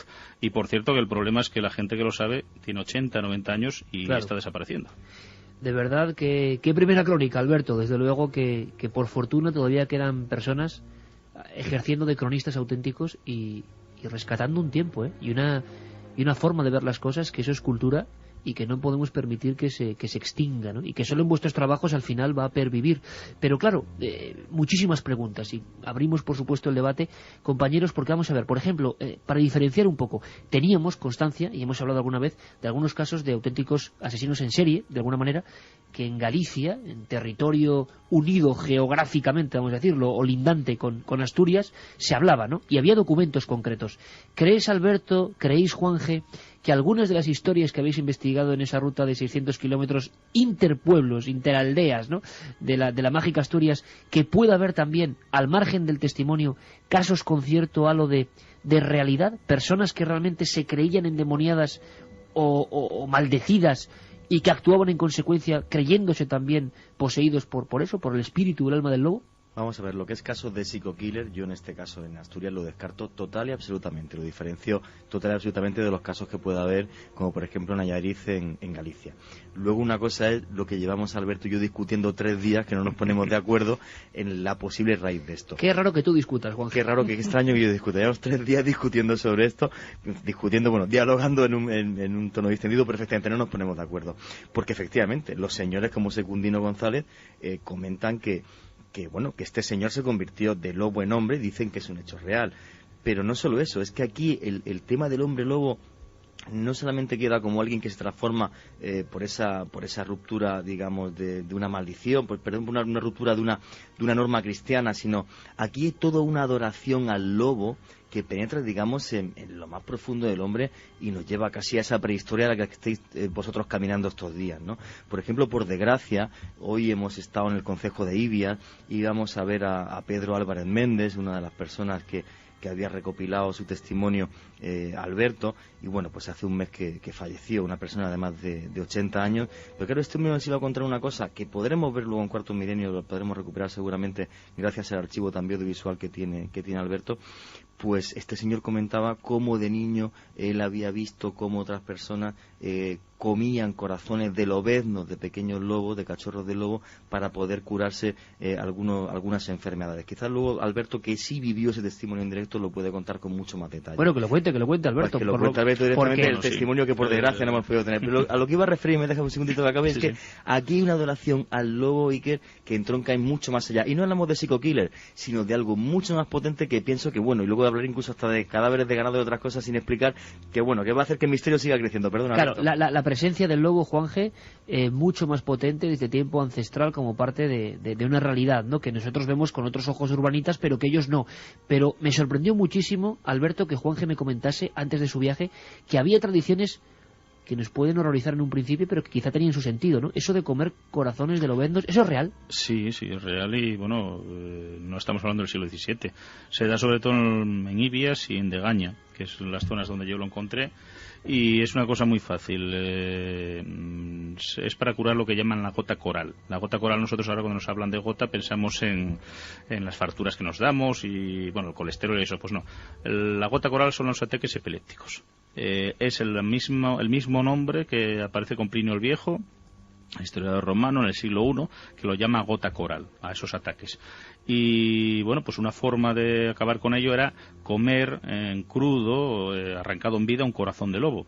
Y claro, este hombre, pues Pedro nos comentaba que él, siendo un chavalete de 16 años o así, que le había pasado, y decía, pero claro, ¿quién arranca un corazón de lobo a un lobo adulto y tal, ¿no?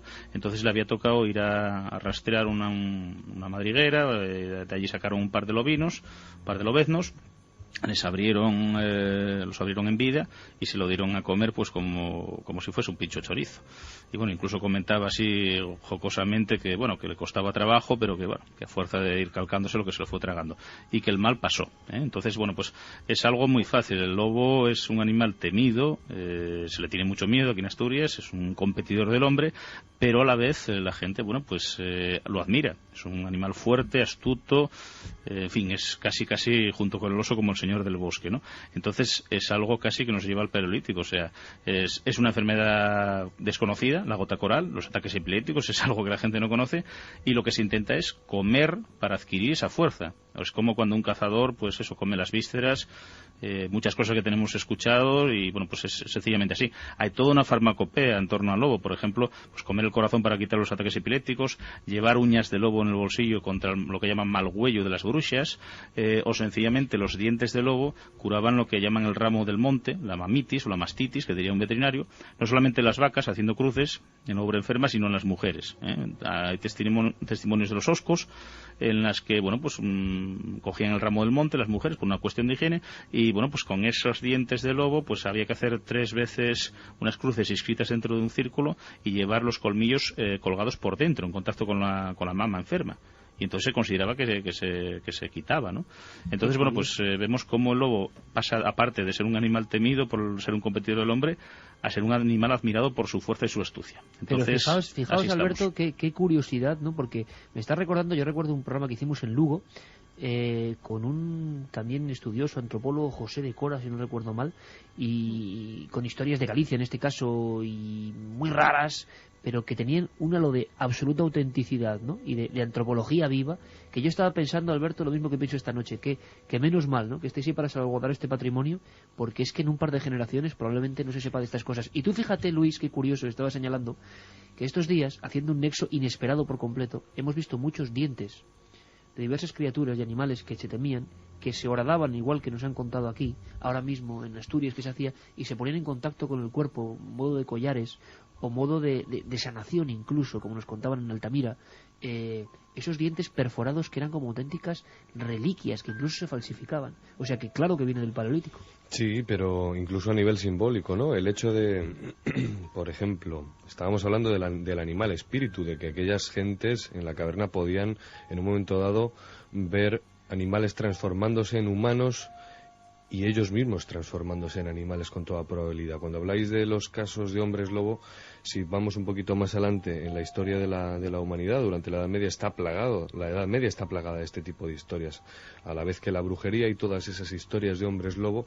Y hay una obra curiosísima, muy bien documentada, de un autor que se llama Claude Lecoteaux, Claude Lecoté, que habla de la historia del doble, ¿no? Claro, historias de hombres lobo en la Edad Media. Claro, y a mí, fíjate, ¿no? Porque yo siempre me he preguntado, además, desde la infancia, ¿no? Qué terrible, ¿no? Andar por el bosque, a mí que me encanta introducirme en los bosques, ¿no? Encontrarse de repente con un ser hombre que se ha transformado en lobo. ¿Es esto real o no es esto real, no? ¿Cuál sería la explicación quizá a todo esto? Esa historia del doble, digamos, una especie de identificación con ese animal espíritu, digamos, una reminiscencia quizá de ese pasado tan lejano, en la que de repente, pues digamos, en algunos lugares donde todavía sigue habiendo un culto profundo a estos animales, en un momento dado despierte, más en la Edad Media, evidentemente, y salten esas reminiscencias antes de que la Iglesia acabe por completo cercenando cualquier tipo de culto pagano.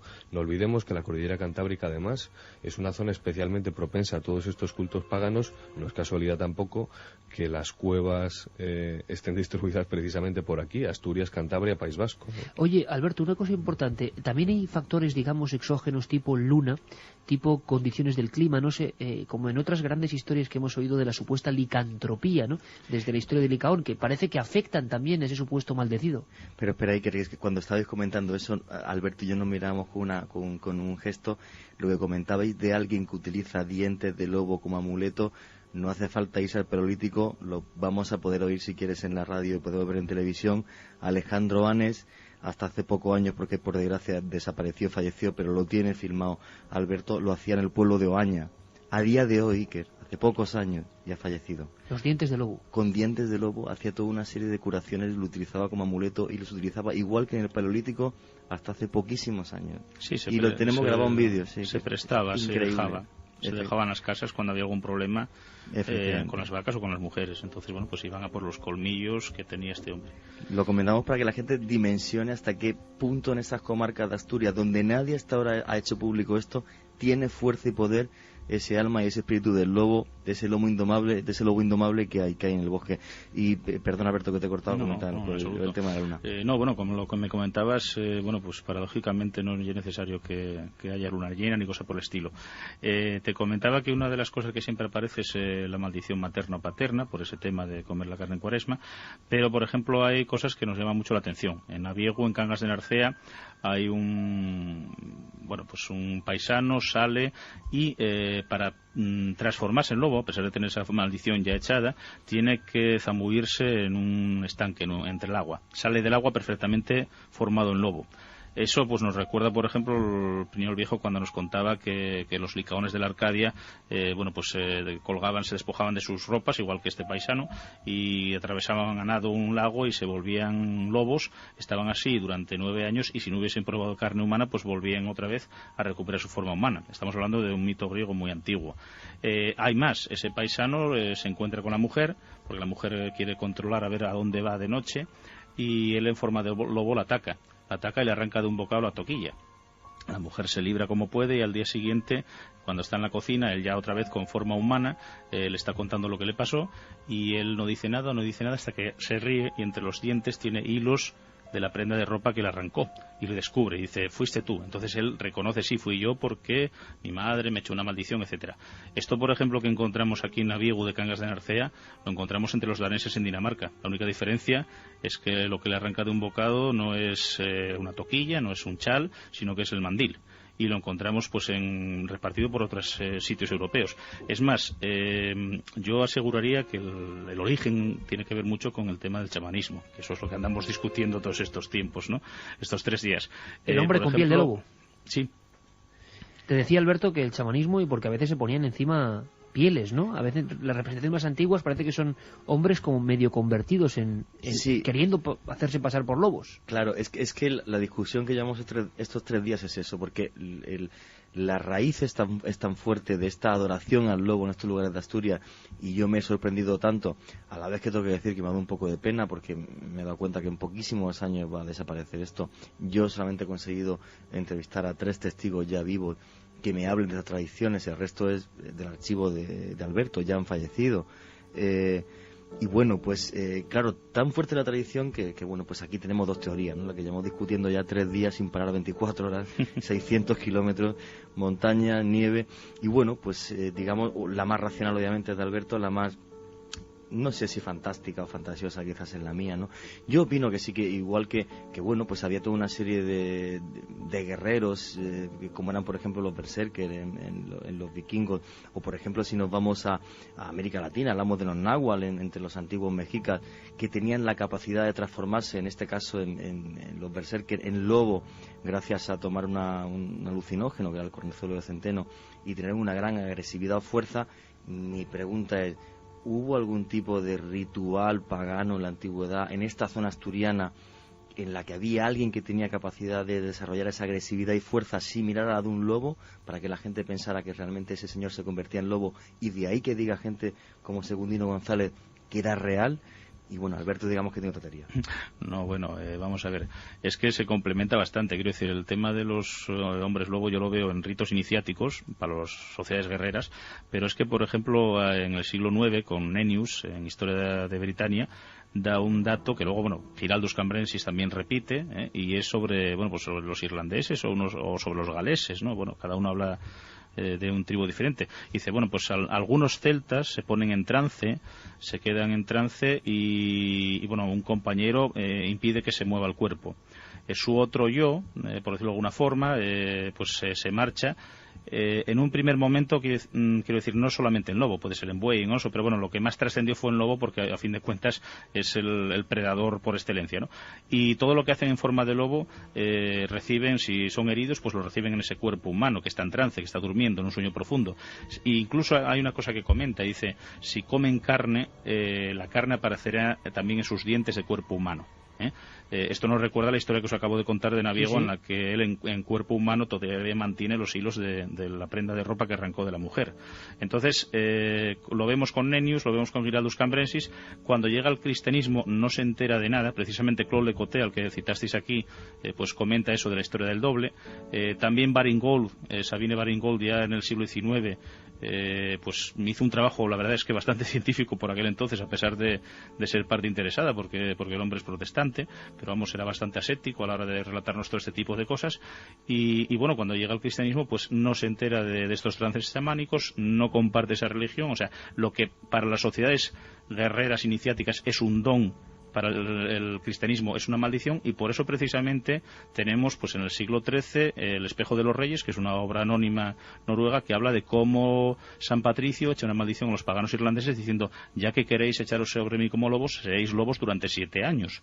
O sea que tenemos muchas concomitancias en las historias asturianas, pues con esta historia de la maldición de San Patricio, con las maldiciones por romper tabús cristianos, y también, bueno, pues con esos ritos iniciáticos de pasar por el agua para transformarse en lobo, o de que todavía en el cuerpo humano, bueno, pues reflejen los daños que recibe cuando es lobo.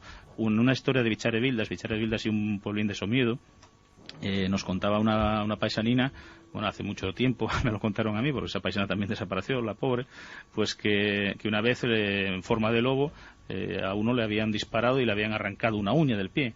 A los 7 años, cuando volvió a ser persona, le faltaba un dedo del pie. O como un paisano una vez en la feria de ganado se dirigió a otro diciendo: muchas piedras me tiene Ture de usted. Oiga, yo a usted no le conozco, no le tiene ninguna piedra. Y le decía: bueno, es que yo fui lobo durante 7 años y cuando atacaba el redil donde estaban sus ovejas, usted me ayudaba tirándome piedras. Entonces, vamos, son historias que te cuentan, esa también es somedana, y que entroncan muy bien con esas historias del siglo IX, con esas historias del siglo XIII. Pero historias, Alberto, con una fuerza expresiva impresionante. Y me gustaría trasladarte una duda que tiene mucha gente que nos comente, y que yo tengo personalmente, que es: vale, hablamos de hombres transformados en lobo, de humanos animalizados, pero yo he conocido historias donde el protagonista es el propio animal, es decir, es el propio animal, sin nada de hombre, el que se aparece de una forma extraña, o desaparece, o crece en mitad de un camino, o marca un cruce de caminos, y gentes de muy diversas épocas, cuando ya ese lobo, perro o lo que sea tenía que estar muerto, sigue apareciéndose como custodiando algo. En algunas partes de Navarra, lo hemos comentado, se llama el perro negro. Y me gustaría saber si también en Asturias hay historias que incumben a animales fantasmagóricos, pero con la forma del lobo simplemente, sin nada que ver con el hombre. Sí, pero yo creo que pertenecen a otra esfera. Quiero decir, o sea, aquí tenemos perros negros que se aparecen. ¿También? Perros que crecen, sí. ¡Caramba! Perros que crecen, que a veces se relaciona con el diablo. O sea, se dice que es una transformación del Diaño Burllón, que es un personaje, bueno, pues más o menos nada simpático, aunque bueno, no es tan terrorífico, pero bueno, quiero decir, hay perros negros, en algunos casos son espíritus de gente que murió asesinado en un campo, en fin, hay algunos, sobre todo en la zona más occidental de Asturias, algunos perros que se presentan como presagio de muerte. Eso entronca también con muchos perros negros que aparecen en Gales, en Escocia, que cuando se aparecen y se ven, bueno, pues es señal de que va a morir alguien. Pero yo creo que esto pertenece más bien a otro tipo de ambiente del más allá, porque el perro en las culturas indoeuropeas siempre es un animal asociado a los infiernos, y al decir infiernos pues hablo de ese otro más allá, no el infierno como lo entienden los cristianos. Y yo creo que tiene bastante menos que ver con esta historia de los hombres lobo, ¿no? Pues desde luego que a ver si un día comentamos esa historia, porque son maravillosas. Dejando un poco de lado la leyenda, la tradición, ¿habría alguna posibilidad de que algún habitante de esas aldeas asturianas sufriera de esa enfermedad llamada hipertricosis, en la que el cuerpo se llena de pelo como si fuera un lobo? No, ni porfiria, ni en todas estas historias la transformación en lobo es casi total. Sí, lo que hablan es de un animal, o sea, lo que es un lobo, no se habla de un animal medio hombre, medio lobo para nada, ¿no? Igual que descarto el tema de asesinos, todo los testimonios que hemos recogido y lo que he visto del archivo de Alberto, descartaría ese tipo de enfermedades. Pero sí se habla de, como comentabais antes, que había visto cómo se convertía en lobo. No. Pero, o sea, se habla de un lobo en sí, o sea, pero no sale formado un lobo. Sí, sale formado un lobo. No es mitad hombre, mitad lobo, no es híbrido, no es híbrido. No, es un lobo, figura... Sí, lo entendemos perfectamente. Un lobo, efectivamente, un perro, o sea, un lobo lo que ves en el monte. Es más, lobo. Siempre se requiere que la persona se desnude, o sea, se desnuda y acaba transformándose en lobo. No es la imagen de Paul Naschy que tenemos de las películas, que no, es un lobo total. Más grande, más feroz, o... En fin, muy agresivo, pero un lobo, sí. Yo os pediría ahora, Juanje, Alberto, si es posible, brevedad máxima, casi en titulares, por favor, porque hay algunas preguntas sumamente interesantes, algunas que preguntan cosas concretas o han sido testigos de cosas o conocen cosas en Asturias. Jesús nos dice que es un chofer que va a cargar carbón todos los días a Tormaleo y que nos asegura que en la campa a las 4 de la mañana los aullidos te ponen muy nervioso. También ahora desde Asturias nos dice que es asturiana, que pasó parte de su infancia oyendo a los lobos en su pueblo y que antes de seguir quiere decir que es un animal maravilloso, muy mitificado, mejor que muchas personas. Los he oído y visto más de 30 veces y jamás me han hecho daño. Ni siquiera atacan al ganado con frecuencia, pese a que los estamos dejando sin alimento. ¿Aún se escucha el aullido del lobo, Alberto, en Asturias? Sí, claro, y además yo puedo decirte que tengo aullado y tienen contestado. Porque aparte de este lobo mítico, también me gusta el lobo biológico, ¿no? Oye, eso es muy bueno, ¿cómo que contestan? Y bueno, nos lo comentó un paisano que era limañero, en Calea o en Casu. Y se dedicaba precisamente a exterminarlos, pero bueno, el paisano hablaba, era una fuente antropológica para saber muchas cosas, y nos decía que si aullas los lobos contestan. Y bueno, pudimos comprobar, otro compañero y yo hace muchos años, que él está en la Guardia de Medio Ambiente, hicimos una espera para verlos en la Braña la Corra, en el Camín Real, que llaman, entre Somiedo y Teberga. Pasaron delante de nosotros, teníamos el viento a favor, y al pasar y no nos vieron, bueno, pues hicimos la tontería de decir, oye, vamos a poner en práctica esto, y aullamos, y efectivamente volvieron a mirar a ver qué era. Cuando nos pusimos a dos patas, por decirlo de alguna forma, pasaron totalmente de nosotros, dieron la vuelta y vamos, y nos miraron. A partir de ahí probamos muchas veces en la Serra de Cristaleira, de Boal y por ahí, y es cierto, o sea, si aullas, ellos aullan.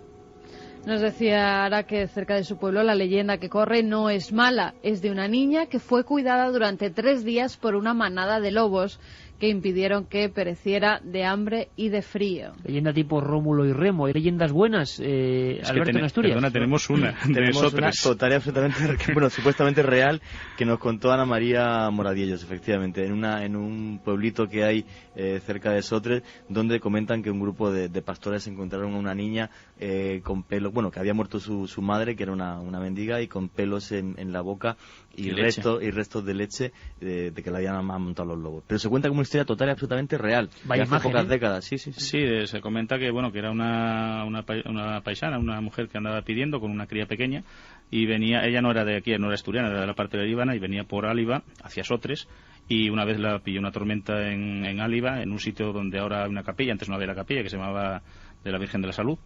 Y bueno, pues nada, ella envolvió a la criatura como pudo, se tiró encima de la cría y bueno, allí se murió helada. Cuando descubrieron los paisanos de Sotres, después de que amainó el temporal, vieron que la mujer estaba muerta, habían pasado ya 5 días o así, alrededor estaba lleno de pisadas de lobo en la nieve, y cuando levantaron el cadáver de la mujer, pues la cría estaba allí. Efectivamente decían que tenía leche fresca, otra más seca, y que había pelos de lobo en la boca de la cría y en el cuerpo, y que suponen que sería una loba, pues eso, que había perdido la camada y que había ido a amamantar a la cría, y que además, bueno, no habían devorado el cadáver de la madre. Eso se cuenta como cierto, pues hace unos años, de allí de Sotres. A Ana María Moradillo se lo contaba el padre. Si fue verdad o no, se le pierde la pista a la cría, por supuesto. Dicen que la llevan probablemente a un hospicio a Líbana, pero vamos, no se sigue la historia de ella. Y bueno, pues es un caso que se comenta en Sotres, que pertenece al concejo de Cabrales. Impresionantes historias, de verdad, impresionante antropología en vivo, y sobre todo, lo repetimos, impresionante plasmación de temores, de imágenes que las coge un novelista o un cineasta y es que no se le ocurren, o sea, imposible. Solo ese saber popular condensado en ciertos hombres y mujeres que aún conservan ese pasado antropológico nos pueden estremecer ahora a las 2:57. Alberto Álvarez Peña, de verdad que espero pasar muchas más noches contando historias a la luz de la hoguera casi contigo. Y Juan G. Vallejo, buena investigación, amigos, un fortísimo abrazo. Un abrazo. Un poco de trance también tiene esto, Luis, un poco de trance también tiene esto. Vamos a hacer una cosa, nuestro compañero Yeray, rápidamente cambiamos de rumbo, se queda 1 minuto y medio. Santi, ¿estás ahí? Aquí estamos, Iker. Santi, sé que nada, que tienes 1 minuto y medio. ¿Me puedes contar, para que la gente esté muy pendiente a la vuelta, en fin, algunas cosas de esa gran polémica? Mucha gente está escribiendo que dicen que algunos ingenieros han hablado de que las Torres Gemelas, o han hecho una rueda de prensa, de que han sido, no nos hemos enterado muy bien, demolidas desde dentro. Sí, al parecer ha sido, Santi, ¿verdad?, en el Colegio de Arquitectos de Madrid.